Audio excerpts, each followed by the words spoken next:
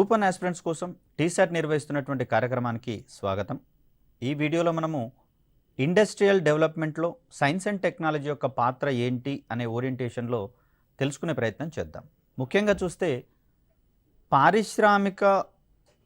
పారిశ్రామికీకరణ జరగడానికి కూడా మనము శాస్త్ర సాంకేతికతే ప్రధానమైనటువంటి భూమిక పోషించినట్లుగా మనం చెప్పుకున్నాం. మరి ఈ క్రమంలో పారిశ్రామికీకరణ మరింత వేగవంతంగా జరిగేటందుకు పారిశ్రామిక అభివృద్ధి అనేది దోహదపడుతున్నటువంటి క్రమంలో మరి ఈ పారిశ్రామిక అభివృద్ధికి సైన్స్ అండ్ టెక్నాలజీ ఏ విధమైనటువంటి తోడ్పాటును అందిస్తుందో తెలుసుకునేటటువంటి ప్రయత్నం చేద్దాం. ముఖ్యంగా చూస్తే పారిశ్రామిక అభివృద్ధిలో సైన్స్ అండ్ టెక్నాలజీ యొక్క పాత్రను వివరించండి అనే ఓరియంటేషన్లో మనకు క్వశ్చన్ అడిగేందుకు అవకాశం ఉంది. ఇది ఒక ఓపెన్ ఎండెడ్ క్వశ్చన్గా మనం చెప్పుకుంటూ ఉంటాం. అంటే అభ్యర్థి యొక్క అనాలిసిస్ పెరుగుతున్నటువంటి కొద్దీ విభిన్నమైనటువంటి ధోరణులలో ఆన్సర్ ఇవ్వడానికి అవకాశం ఉన్నటువంటి ఒక క్వశ్చన్గా దీన్ని మనం ఇక్కడ చూస్తాం. అయితే సాంకేతికత సహాయంతో పారిశ్రామిక అభివృద్ధి జరిగేటటువంటి క్రమంలో ఏ విధమైనటువంటి ఇబ్బందులను సాంకేతికత సమూలంగా తీర్చివేసిందనేటటువంటి అంశాలను ప్రముఖంగా ప్రస్తావించుకుంటూ ఈ యొక్క ఆన్సర్ని డిజైన్ చేయడం అనేది జరిగింది. సో ఇక్కడ మనకు పారిశ్రామిక అభివృద్ధిలో సైన్స్ అండ్ టెక్నాలజీ యొక్క ప్రాధాన్యత అనే ఓరియంటేషన్లో క్వశ్చన్ని ఎక్స్పెక్ట్ చేయవచ్చు. సో ఇక్కడ ఇంత క్రితమే చెప్పినట్లుగా మనకు మొదటి పారిశ్రామిక విప్లవము, రెండవ పారిశ్రామిక విప్లవము, 3 మరియు 4 అంటే ప్రస్తుతం మనము 4వ పారిశ్రామిక విప్లవంలో ఉంటున్నట్లుగా మనం ఇక్కడ గమనిస్తూ ఉన్నాం కదా. ఇక్కడ ప్రతి ఒక్క దశలోనూ సైన్స్ అండ్ టెక్నాలజీ యొక్క పాత్ర అనేది ప్రధానంగా మనకు కనిపిస్తుంది. మొదటి పారిశ్రామిక విప్లవంలో ఆవిరి యంత్రం అనేటటువంటిది ప్రధానమైనటువంటి పాత్రను పోషించగా, రెండవ పారిశ్రామిక విప్లవంలో విద్యుత్ శక్తి వినియోగం అనేది అమితమైనటువంటి ప్రాధాన్యతను కలిగి ఉందన్నట్లుగా మనం చెప్పుకున్నాం. అదేవిధంగా 3వ పారిశ్రామిక విప్లవానికి సంబంధించి చూస్తే ఇక్కడ డిజిటల్ యుగం ప్రారంభమైనట్లుగా, మరి డిజిటల్ యుగం ఆవిష్కరణతో 3వ పారిశ్రామిక విప్లవం ప్రారంభమైనట్లుగా మనం చూస్తూ ఉన్నాం. ఇక్కడ ఐఓటీ మరియు బిగ్ డేటా అనలిటిక్స్ వంటి సాంకేతికతల ఆధారంగా 4వ పారిశ్రామిక విప్లవం ప్రారంభమైనట్లుగా, దీనికి డిజిటల్ యుగం యొక్క పునాదుల మీదనే ఈ 4వ పారిశ్రామిక విప్లవము ఆవిష్కృతమైనట్లుగా మనము గత వీడియోలలో చెప్పుకున్నాం. మరి ఇలా చూస్తే ఏ దశలో చూసినా కూడా సాంకేతికత యొక్క అద్భుతమైనటువంటి ప్రాధాన్యత అనేది మనకి ఇక్కడ కనిపిస్తూ ఉంది. నీటితో కంపేర్ చేస్తే వేడి నీటికి అధిక శక్తి ఉంటుందని, వేడి నీటితో కంపేర్ చేస్తే నీటి ఆవిరికి మరింత అధిక శక్తి ఉంటుందనేటటువంటి విషయం మనకు తెలుసు. కాబట్టి ఆ అంశాల ఆధారంగా ఆవిరి యంత్రాన్ని కనుక్కోవడం అనేది జరిగింది. దాని ద్వారా మొదటి పారిశ్రామిక విప్లవం సంభవించి ఈ పారిశ్రామిక విప్లవం ద్వారా అధిక వస్తూత్పత్తి జరిగినటువంటి క్రమాన్ని మనం ఇక్కడ గమనించవచ్చు.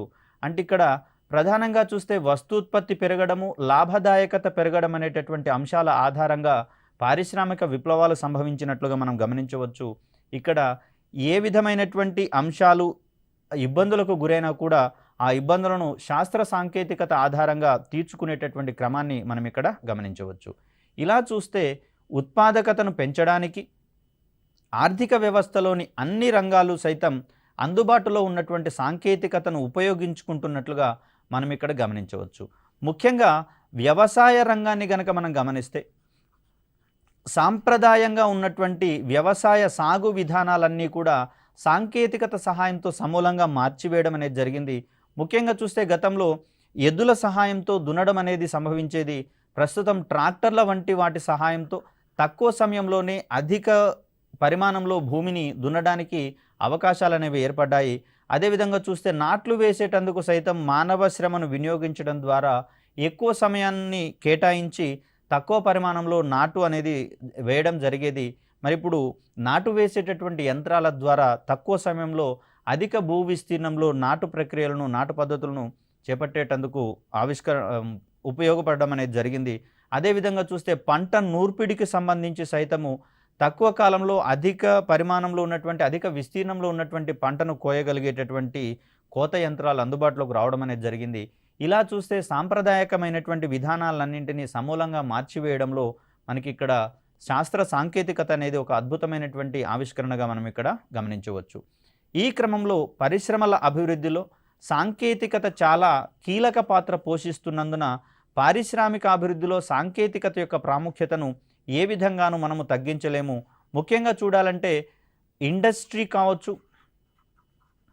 దానికి సంబంధించి టెక్నాలజీ కావచ్చు, ఇవన్నీ కూడా ఒకదాని మీద ఒకటి ఆధారపడినటువంటి అంశాలుగా మనం ఇక్కడ చూస్తూ ఉన్నాం.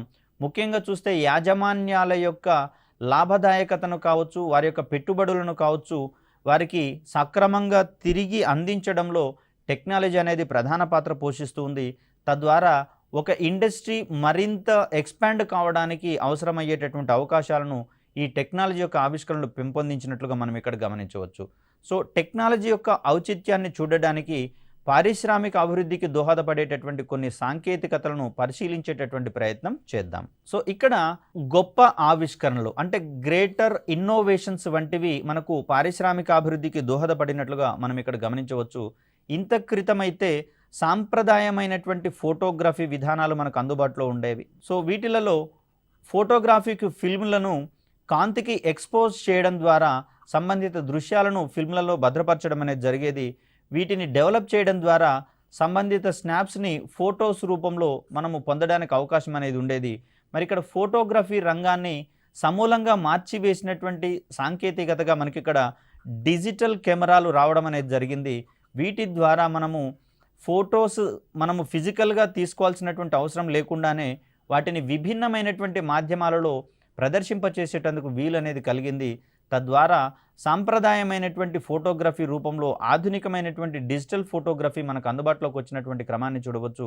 వీటి ద్వారా మనం క్యాప్చర్ చేసినటువంటి ఫొటోస్ ఏవైతే ఉన్నాయో వాటిని మనకు ఆసక్తి ఉన్నటువంటి వ్యక్తులు లేదా మనకు సమీపంలో ఉన్నటువంటి బంధుమిత్రులు కావచ్చు, వారితో షేర్ చేసుకోవడానికి ఇమ్మీడియట్గా అవకాశాలు అనేవి ఉంటూ ఉంటాయి. అదేవిధంగా వెనువెంటనే వీటిని మన యొక్క సోషల్ మీడియా అకౌంట్లలోకి పోస్ట్ చేసేటటువంటి అవకాశాలు కూడా ఉంటున్నటువంటి పరిస్థితులలో మరి ఫోటోగ్రఫీ రంగము వినూత్నంగా అభివృద్ధి చెందడానికి ఇక్కడ గొప్ప ఆవిష్కరణగా మనకు డిజిటల్ ఫోటోగ్రఫీ అనేది డిజిటల్ కెమెరాల వంటివి మనకి ఇక్కడ కనిపిస్తూ ఉన్నాయి. సో ఇలా చూస్తే పారిశ్రామిక అభివృద్ధికి దారితీసినటువంటి కారణాలలో సాంకేతికత మనకు ఒకటిగా కనిపిస్తూ ఉంది. ఇక్కడ సాంకేతికత అనేది నిరంతరం ఆవిష్కరణలను ప్రోత్సహిస్తుంది. ముఖ్యంగా చూస్తే వెలుతురు కోసము ప్రాచీన కాలం నుంచి కాగడాల వంటి వాటిని మనము వినియోగించుకోవడం అనేది జరిగింది. తద్వారా అక్కడ చీకటి ప్రదేశాలలో సైతము మన యొక్క దృష్టిని నిలుపుకోవడానికి అక్కడ ఉన్నటువంటి పరిస్థితులను మనము అవగాహన పొందడానికి అవకాశం అనేది దొరికింది. తర్వాత కందెనలు లేదా ఫ్యూయల్స్ సహాయంతో దీపపు ఒత్తితో కూడినటువంటి దీపాలను మనం వినియోగించడం అనేది జరిగింది. కాలక్రమంలో విద్యుత్ బల్బు యొక్క ఆవిష్కరణ ద్వారా సాంప్రదాయమైనటువంటి వెలుగునందించేటటువంటి ఉపకరణాలు ఏవైతే ఉన్నాయో అవి కాలగర్భంలో కలిసిపోవడం అనేది జరిగింది విద్యుత్ బల్బు ఆవిష్కరణతో.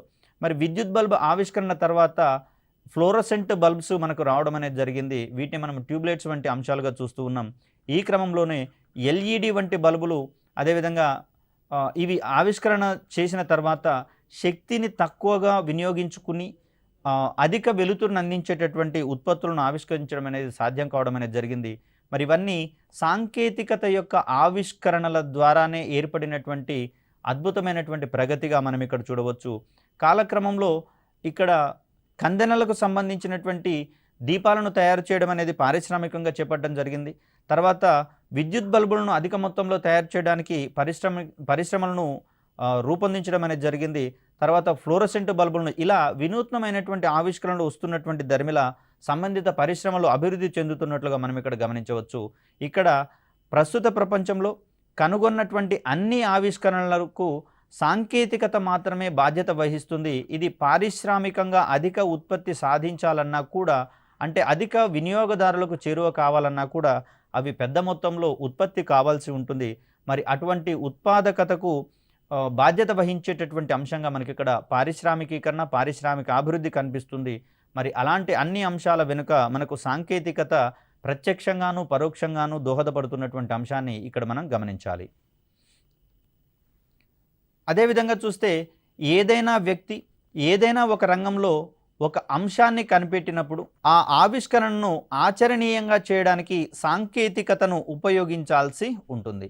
మరి ఈ క్రమంలో మనకు మార్కోని అనేటటువంటి శాస్త్రవేత్త రేడియో తరంగాలకు సంబంధించినటువంటి ప్రసారం చేయడం అనేది జరిగింది మొట్టమొదటిసారిగా. ముఖ్యంగా చూస్తే ప్రస్తుతం ఉన్నటువంటి సమాచార తరంగాలు ఏవైతే ఉన్నాయో ఈ సమాచార తరంగాలు సుదూరాలకు ప్రయాణించేటటువంటి స్వభావాన్ని కలిగి ఉండవు. మరి అలాంటి సందర్భాలలో వీటిని రేడియో తరంగాల వంటి తరంగాల మీదకు అధ్యారోహణం చెందించడం ద్వారా ఆ సమాచార తరంగాలను వీటికి జోడించి సుదూరాలకు ప్రసారం అయ్యేటటువంటి ధర్మాన్ని ప్రదర్శిస్తాయని, తద్వారా కమ్యూనికేషన్ రంగాన్ని గణనీయంగా ప్రభావితం చేయవచ్చు అనేటటువంటి ఎక్స్పెరిమెంట్స్ని తను చేపట్టడం అనేది జరిగింది. సో ఇందుకోసమే రేడియో తరంగాలు మనము వాహక తరంగాలు అనేటటువంటి అంశాలుగా చూస్తూ ఉంటాం. మరి వీటిని సాకారం చేసేటటువంటి క్రమంలో మనకు టీవీ పరిశ్రమ అనేది మనకు అందుబాటులోకి రావడం అనేది జరిగింది. అదేవిధంగా రేడియో కార్యక్రమాలను రూపొందించి ప్రసారం చేసేటటువంటి క్రమంలో రేడియో అనేటటువంటిది ఒక విభిన్నమైనటువంటి రంగంగా ఎదగడం అనేది జరిగింది. ఇక్కడ ఎంటర్టైన్మెంట్ కార్యక్రమాలు ప్రారంభించడం అనేది, రూపొందించడం అనేది ఒక రంగంగా, అదేవిధంగా రేడియోలను ఉత్పత్తి చేసేటటువంటిది మరొక ఉత్పాదక రంగంగా పరిగణించడం అనేది జరిగింది. మరి ఇలాంటి సందర్భంలో మనకు వచ్చినటువంటి ఆలోచన ఏదైనా సరే దానిని ఆవిష్కరింపచేసేటందుకు ప్రత్యేకమైనటువంటి సాంకేతికత అవసరమవుతుందన్నట్లుగా మనం ఇక్కడ గమనించవచ్చు. అదేవిధంగా ఆవిష్కరణల గురించి మాట్లాడేటటువంటి సందర్భాలలో సాంకేతికతలను, ఆవిష్కరణలను విడివిడిగా చూడలేమనేటటువంటి అంశాలను ఇది మనకు ప్రధానంగా స్పష్టం చేయడం జరుగుతుంది. సో వీటన్నింటి కారణాల వల్ల సాంకేతికత అనేది పారిశ్రామికాభివృద్ధికి ఇతోధికంగా దోహదపడేటటువంటి ఒక కీలకమైనటువంటి విషయంగా మనం ఇక్కడ చెప్పుకోవచ్చు. ఈ సాంకేతికత అనేది పారిశ్రామికాభివృద్ధికి అవసరమైనటువంటి వివిధ అంశాలను పెంచే గొప్ప గొప్ప ఆవిష్కరణలు సైతం ప్రోత్సహిస్తున్నట్లుగా మనం ఇక్కడ గమనించవచ్చు. ముఖ్యంగా టీవీ రంగానికి సంబంధించి చూస్తే టెలివిజన్ సెట్స్ అనేవి మనకు గతంలో సిఆర్టీ రూపంలో ఉండేదండి. అంటే క్యాథోడ్ రే ట్యూబ్స్ అనేటటువంటి అంశంగా మనం ఇక్కడ చూస్తూ ఉన్నాం. దీనికి అధిక శక్తి వినియోగం అనేది జరిగేది. సో వీటికి బదులుగా ప్రత్యామ్నాయంగా వచ్చినటువంటి వ్యవస్థలుగా మనకు ఎల్సిడి కావచ్చు, ఎల్ఈడి కావచ్చు, అదేవిధంగా ప్లాస్మాకు సంబంధించినటువంటి ఎగ్జాంపుల్స్ని మనం ఇక్కడ చూడాల్సి వస్తుంది. భవిష్యత్తులో కర్వ్డ్ టీవీలు కావచ్చు, కర్వ్డ్ తెరలు కావచ్చు, అదేవిధంగా చూస్తే ఫోల్డబుల్ తెరలు కూడా ఆవిష్కృతం అవుతున్నట్లుగా, అంటే స్క్రీన్స్ని కూడా మనకు కావాల్సిన విధంగా మడత పెట్టుకోగలిగేటటువంటి అవకాశం ఉన్నట్లుగా మనం ఇక్కడ గమనించవచ్చు. మరి ఇవన్నీ కూడా గొప్ప గొప్ప ఆవిష్కరణలకు దారితీసినటువంటి అంశాలుగా మనం ఇక్కడ చూస్తాం. అంటే సాంప్రదాయకంగా సిఆర్టీ రూపంలో ఉన్నటువంటి టెలివిజన్ సెట్లను ప్రస్తుతం మనము కర్వ్డ్ టీవీలుగా, ఫోల్డబుల్ టీవీలుగా వినియోగిస్తున్నటువంటి క్రమాన్ని ఇవి మనకు వివరిస్తుంది. సో ఇక్కడ సాంకేతికతకు సంబంధించి చూస్తే ఇది ముఖ్యంగా మన యొక్క పనిని సులభతరం చేసేటటువంటి అంశంగా మనం ఇక్కడ చూస్తాం. ముఖ్యంగా చూస్తే ప్రాచీన కాలంలో మానవుడు వేటాడేటటువంటి క్రమంలో తను రాళ్లను పనిముట్లుగా వాడడం అనేది జరిగింది. కాలక్రమంలో కర్రతో చేసినటువంటి విల్లును కావచ్చు, బల్లెం కావచ్చు వినియోగించడం అనేది జరిగింది వేటకు సంబంధించినటువంటి ప్రక్రియలో భాగంగా. కాలక్రమంలో ఇటువంటి రాతి పనిముట్లను, కర్ర పనిముట్లను లోహ పనిముట్లతో ఉపయోగించడం అనేది జరిగింది. తద్వారా లోహం యొక్క వినియోగంతో వేటాడే క్రమంలో తన యొక్క పని సులభతరం కావడం అనేది జరిగింది. సో ఈ క్రమంలోనే ఇటీవల కాలంలో గన్ అంటే పేలుడు పదార్థాలను ప్రయోగించగలిగేటటువంటి తుపాకీల ద్వారా వేట అనేది మరింత సులభతరంగా మారినట్లుగా మనం ఇక్కడ గమనించవచ్చు. ప్రమాదకరమైనటువంటి జంతువులు సైతం మనకు హాని చేసేటటువంటి సందర్భాలలో వాటిని తుపాకీ వంటి పేలుడు సామాగ్రి ద్వారా నాశనం చేసేటటువంటి పరిస్థితి మనకు కనిపిస్తూ ఉంది కదా. ఇలా ఒక వ్యక్తి యొక్క పనిని సులభతరం చేసేటటువంటి క్రమంలో మనకు సాంకేతికత అనేది ప్రధాన పాత్ర పోషిస్తున్నట్లుగా మనం ఇక్కడ గమనించవచ్చు. పారిశ్రామిక అభివృద్ధికి అవసరమైన ముఖ్యమైనటువంటి అంశాల్లో సమర్థత ఒకటండి. సో ఇక్కడ ఈ సమర్థత అనేది ఒక పనిని ఎంత సులభంగా చేయగలుగుతామనేటటువంటి అంశాల ఆధారంగా దాని యొక్క సమర్థత అనేది బయటపడుతుంది. ఒక పరిశ్రమ దాని ప్రధాన సేవలను అందించడంలో అత్యంత సమర్థవంతంగా ఉండాల్సి వస్తుంది. ముఖ్యంగా చూస్తే పాలనాపరమైనటువంటి అంశాలను కనుక మనం గమనిస్తే గతంలో అయితే వ్యక్తుల ద్వారా, అధికారుల ద్వారా ఇక్కడ పాలనాపరమైనటువంటి అంశాలు అందజేసేటందుకు అవకాశం ఉండేది. మరి ఈ క్రమంలో ఆశ్రిత పక్షపాతం కావచ్చు, లాభాపేక్షతో కూడి వ్యక్తులు కొంచెము అవినీతి పరమైనటువంటి అంశాలలో భాగంగా ఆ యొక్క సేవలను నిరాకరించేటటువంటి సందర్భాలను సైతం మనం చూసాం. మరి ఇలాంటి అవకాశాలన్నింటినీ నిర్వీర్యం చేస్తూ ఈ గవర్నెన్స్ అనేటటువంటి విధానాల ద్వారా ప్రజలకు నేరుగా పారదర్శకమైనటువంటి, వేగవంతమైనటువంటి సర్వీసెస్ని అందించేటటువంటి క్రమంలో సాంకేతికత ఆధారంగా ఈ అడ్మినిస్ట్రేషన్ అనేది కొత్త పుంతలు తొక్కుకుంటూ ఈ గవర్నెన్స్గా వెలుగులోకి వచ్చినటువంటి అంశాన్ని ఇక్కడ మనం గమనించవచ్చు. సో ఇలా చూస్తే ఒక అంశం యొక్క సమర్థత అనేది దానిని ఎంత సులభంగా, వేగంగా, పారదర్శకంగా చేస్తామనేటటువంటి అంశాల ఆధారంగా తేటతెల్లం కావడం అనేది జరుగుతుంది. మరి ఇవన్నీ కూడా సాంకేతికతను గనక జోడించినట్లయితే మరింత సమర్థవంతంగా ఇంప్లిమెంట్ చేయబడతాయనేటటువంటి అంశాలలో భాగంగా మనం ఈ గవర్నెన్స్‌కు సంబంధించి, మొబైల్ గవర్నెన్స్‌కు సంబంధించి, అదేవిధంగా గుడ్ గవర్నెన్స్‌కి సంబంధించినటువంటి అంశాలను మనం ప్రముఖంగా ప్రస్తావించుకోవాల్సి వస్తుంది. ఒక వస్తువును ఉత్పత్తి చేయడానికి తీసుకున్నటువంటి సమయము, దాని యొక్క సామర్థ్యాన్ని నిర్ధారించడానికి ఉపయోగించేటటువంటి చర్యలలో ఒకటి. ప్రాచీన కాలంలో వస్త్ర పరిశ్రమను గనక గమనిస్తే మనము దీన్ని ప్రధానంగా చేనేత రంగంలో చేతులతో మగ్గాలను ఆపరేట్ చేస్తూ అక్కడ వస్త్రాలను ఉత్పత్తి చేసేటటువంటి క్రమాన్ని మనం గమనించవచ్చు. ఎప్పుడైతే చేనేత రంగం స్థానంలో పవర్ లూమ్స్ అనేటటువంటి ఎస్టాబ్లిష్ చేయడం అనేది జరిగిందో, మరి తద్వారా తక్కువ సమయంలోనే అధిక వస్త్రాలను ఉత్పత్తి చేయడం, అదేవిధంగా నాణ్యమైనటువంటి వస్త్రాలను తయారు చేయడం అనేది పాసిబుల్ కావడం అనేది జరిగింది. ఇది వస్త్ర పరిశ్రమ యొక్క సామర్థ్యాన్ని పెంచింది సాంకేతికత యొక్క వినియోగం ద్వారా. అదేవిధంగా చూస్తే నిర్దిష్ట పరిమాణంలో వస్తువులను ఉత్పత్తి చేయడానికి తక్కువ సమయం తీసుకునేటటువంటి పరిశ్రమ సమర్థవంతమైనదిగా పరిగణించబడుతుంది. గతంలో అయితే కుమ్మరి చక్రం ద్వారా కుండలు చేసేటటువంటి సందర్భంగా ఎక్కువ సమయంలో కేవలం ఎక్కువ సమయం పట్టేది. ఈ సందర్భంగా తక్కువ పరిమాణంలో కుండలు మాత్రమే పాసిబుల్ అయ్యేది ఉత్పత్తి చేయడానికి. మరి దీనికి బదులుగా ఇటీవలి కాలంలో ప్లాస్టిక్ వస్తు ఉత్పత్తి అనేది గణనీయంగా పెరిగింది. మరి ప్లాస్టిక్తో చేసినటువంటి బిందెలను రూపొందించేటటువంటి క్రమంలో తక్కువ సమయంలో ఎక్కువ బిందెలను అక్కడ ప్రొడ్యూస్ చేయడానికి అవకాశం అనేది కలుగుతూ ఉంటుంది యంత్రాల ద్వారా. మరి అందుకోసమనే వీటి యొక్క రేటు కూడా తక్కువగా ఉంటున్నట్లుగా మనం ఇక్కడ గమనించవచ్చు. ఇవి సుదీర్ఘ కాలం పాటు మన్నిక కలిగి ఉంటున్నట్లుగా కూడా మనం గమనిస్తూ ఉన్నాం. కాబట్టి ఈ ప్లాస్టిక్ పాత్రలకు సంబంధించినటువంటి ప్రాధాన్యత ఇటీవల కాలంలో పెరిగింది. మరి ఇదంతా సాంప్రదాయ మట్టి పాత్రల స్థానంలో ప్లాస్టిక్ పాత్రలను ఉత్పత్తి చేయడం అనేది సాంకేతికత పరమైనటువంటి పురోభివృద్ధిగా మనం ఇక్కడ గమనించవచ్చు. అదేవిధంగా సమర్థతను ప్రోత్సహించడంలో సైతం సాంకేతికత అనేది ప్రముఖమైనటువంటి పాత్రను పోషిస్తుంది. తద్వారా పనిని సులభతరం చేయడం ద్వారా పారిశ్రామిక అభివృద్ధి జరుగుతుంది. ఇందుకు సాంకేతికత అనేది ఒక కీలకమైనటువంటి అంశంగా మనం గమనిస్తూ ఉన్నాం. ఇక్కడ సాంకేతిక పరిజ్ఞానం అభివృద్ధి చెందడం వల్ల ఒక పరిశ్రమ మునపటి కంటే వేగంగా పనిచేయడం అనేది మనకి ఇక్కడ పాసిబుల్ కావడం అనేది జరుగుతుంది. గతంలో అయితే చిత్ర పరిశ్రమను గనక మనం గమనిస్తే కొన్ని సుదీర్ఘమైనటువంటి నెలల కాలం పాటు పనిచేయాల్సి వచ్చేది. ప్రస్తుతం ఉన్నటువంటి సాంకేతికత యుగంలో కీలకమైనటువంటి సన్నివేశాలను మాత్రం చిత్రీకరించి గ్రాఫిక్స్ వంటి అంశాలను, సాంకేతికతలను వినియోగించడం ద్వారా స్వల్ప కాలంలోనే ఒక చిత్రాన్ని రిలీజ్ చేయడానికి మార్గం అనేది ఏర్పాటు కావడం అనేది జరిగింది. ఇది గతంతో పోలిస్తే అత్యధిక కాలయాపనను తగ్గించి త్వరితగతిన చలనచిత్రాలను విడుదల చేయడానికి మార్గం సుగమం చేసినటువంటి అంశంగా మనం ఇక్కడ చూడవచ్చు. అంటే ఇక్కడ పరిశ్రమ ఏదైనా సరే దాని యొక్క సుదీర్ఘ కాలయాపనను తగ్గించి ఉత్పాదకతను త్వరితగతిన చేయడంలో మనకి ఇక్కడ సాంకేతిక పరిజ్ఞానం అనేది ఇతోధికంగా తోడ్పడుతుందని మనం గమనించవచ్చు. దీని యొక్క ప్రభావం వల్ల పరిశ్రమలలో ఉత్పత్తి అనేది మెరుగుపడడం అనేది జరుగుతుందండి. ఒకసారి ఉత్పత్తి అయినటువంటి ఆ సామాగ్రి ఏదైతే ఉందో దాన్ని మార్కెట్లోకి విడుదల చేయడం ద్వారా త్వరితగతిన మన యొక్క ఇన్కమ్ని తిరిగి వెనుకకు తెచ్చుకోవచ్చు. తద్వారా మరిన్ని విభిన్నమైనటువంటి రంగాల్లో పెట్టుబడి పెట్టడం కావచ్చు, లేదా అటువంటి వస్తూత్పత్తిని మరింత ఎక్కువగా చేపట్టేటందుకు గాను పరిశ్రమలను విస్తరించడం అనేటటువంటిది కావచ్చు మనం చేపట్టడానికి అవకాశం అనేది ఉంటుంది. ఇది ఒక రకంగా చెప్పాలంటే మనం పారిశ్రామిక అభివృద్ధికి దోహదపడేటటువంటి అంశంగానే మనం చెప్పుకోవచ్చు. అంటే ఇంత క్రితము వేటాడేటటువంటి సందర్భాల్లో రాతి పనిముట్లతో కావచ్చు, కర్రతో సంబంధించినటువంటి పనిముట్లతో కావచ్చు వేట అనేది కొనసాగడం జరిగిందని చెప్పుకున్నాం.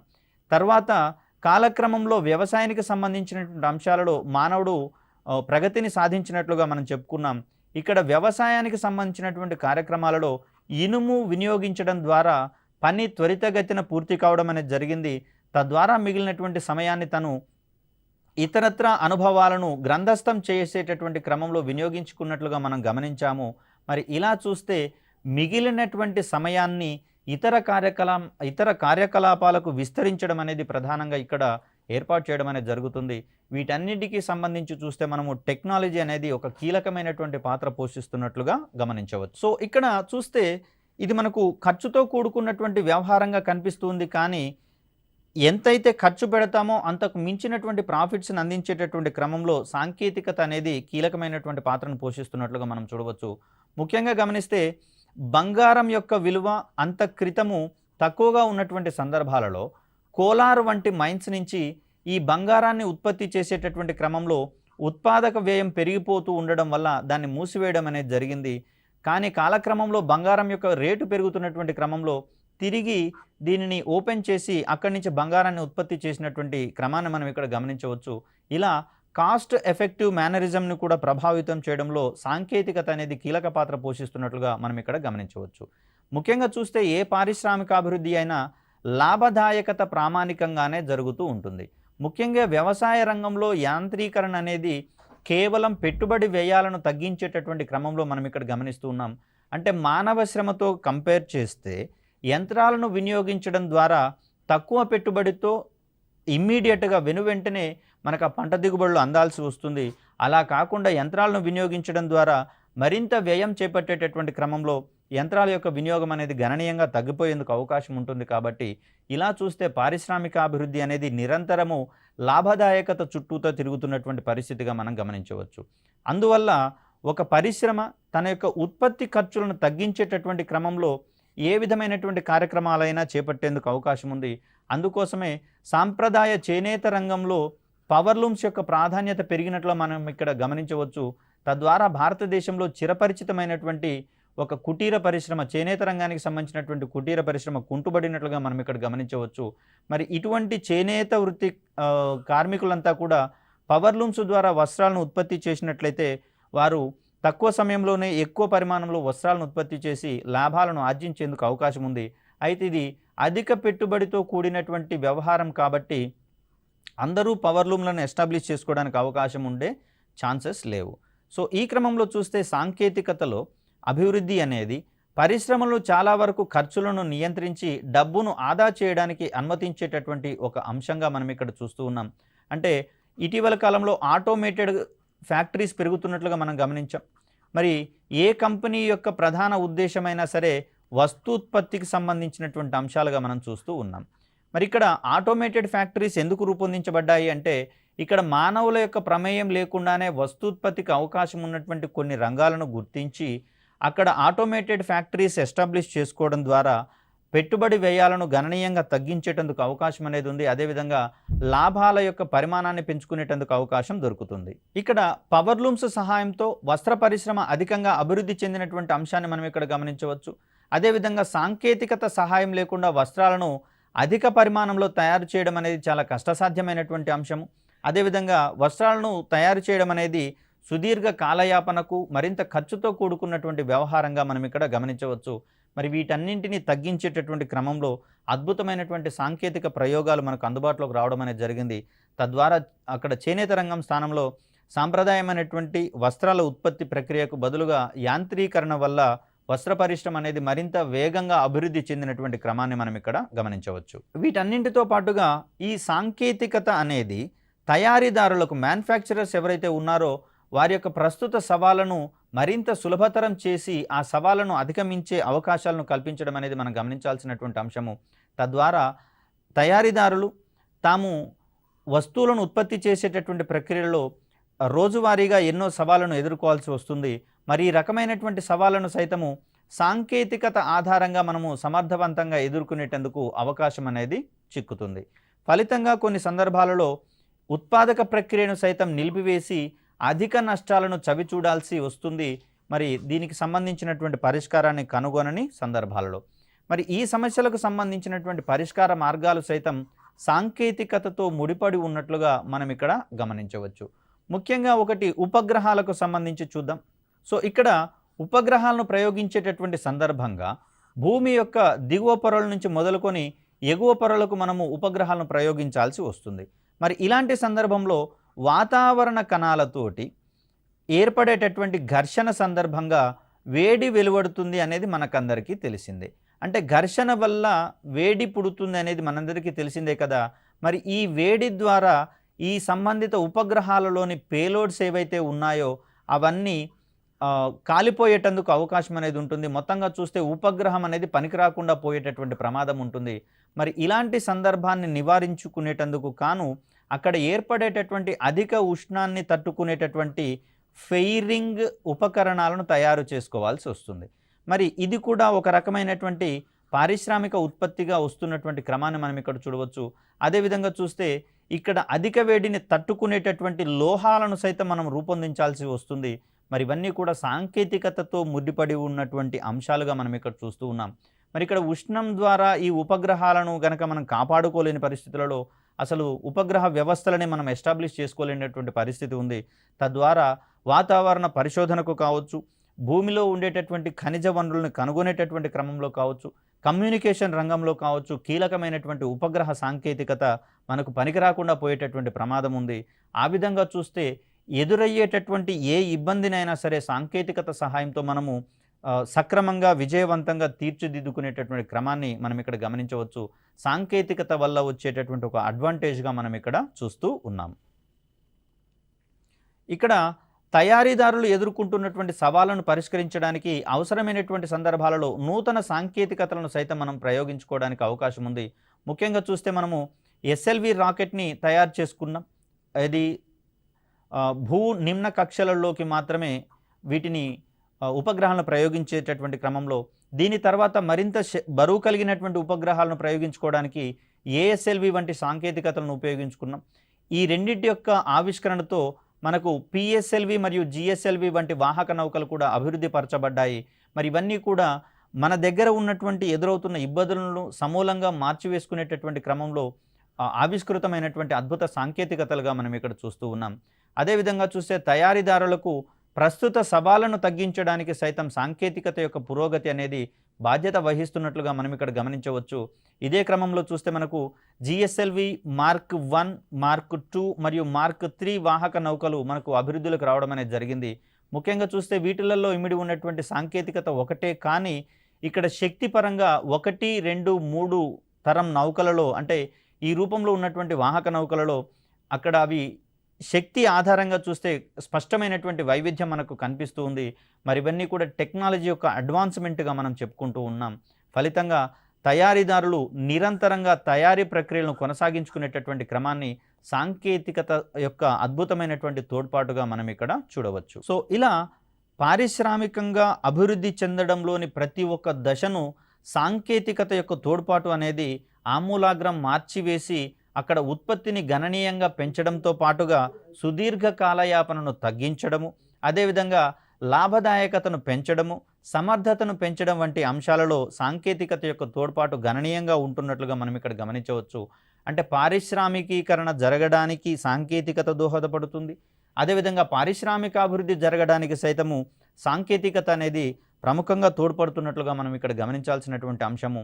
ఇక్కడ పారిశ్రామికీకరణను, పారిశ్రామికాభివృద్ధిని, సాంకేతికతను ఏ రెండు అంశాలను కూడా విడివిడిగా చూడడానికి అవకాశం లేదు. అవి ఒకదాని మీద ఒకటి ఆధారపడి ఉంటున్నట్లుగా మనం ఇక్కడ గమనించాల్సి ఉంటుంది. మరొక చక్కటి వీడియోతో మీ ముందుకు వచ్చే ప్రయత్నం చేస్తాను. అప్పటి వరకు సెలవు. ధన్యవాదాలు.